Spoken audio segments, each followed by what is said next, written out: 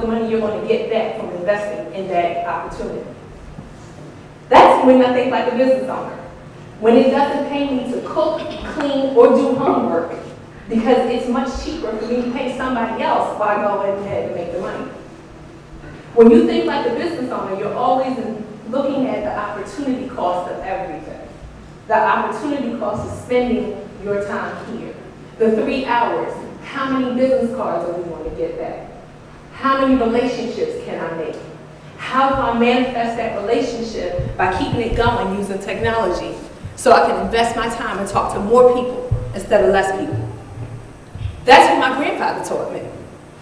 My grandfather died when I was 18 years old, but he taught me that lesson before he died. My grandmother taught me to value relationships. My grandmother had 10 children. She was a single mom. She was widowed 2 times. She had a 6-bedroom house, 2 bathrooms in the Petworth section of Washington, D.C. that was given to her to raise her family. My grandmother gave me strength and endurance and willpower, definitely something you need as a business owner. The house that was given to her had a fire Thanksgiving Day. My great aunt died, and 6 of my baby cousins, because I wasn't born yet, also perished in that fire.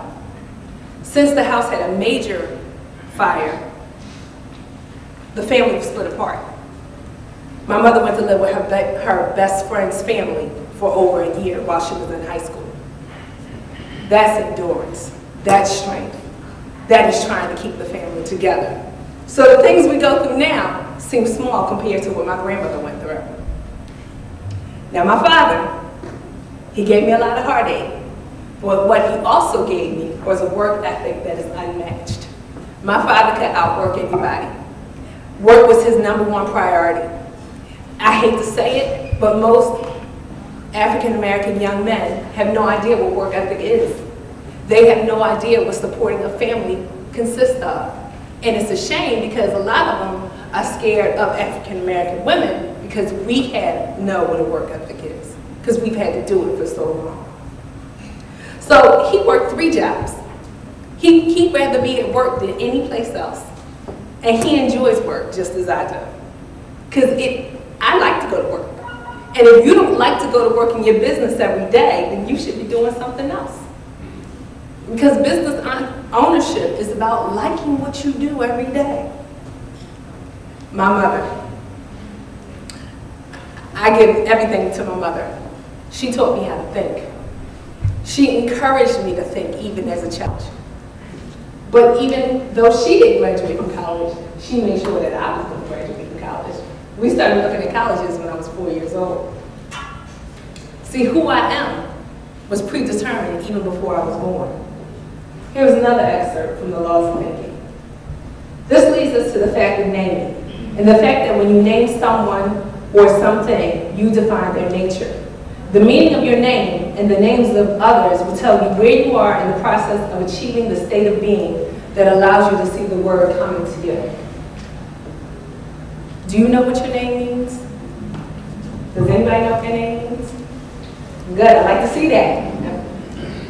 Your name means a lot. I looked up my name because I was in the process of deciding who am I? What are my core values?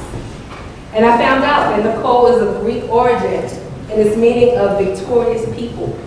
It is the French feminine form of Nicholas. Michelle, my middle name, is the French of Hebrew origin, and it means who resembles God. It is the feminine form of Michael, and my last name means exactly what it says, new man in the new land. This is how I know that I'm a catalyst for change. The victorious, most godlike in a new land also implies a great responsibility. You have to live up to your name. You have to make choices and opportunities that define your name and your character. My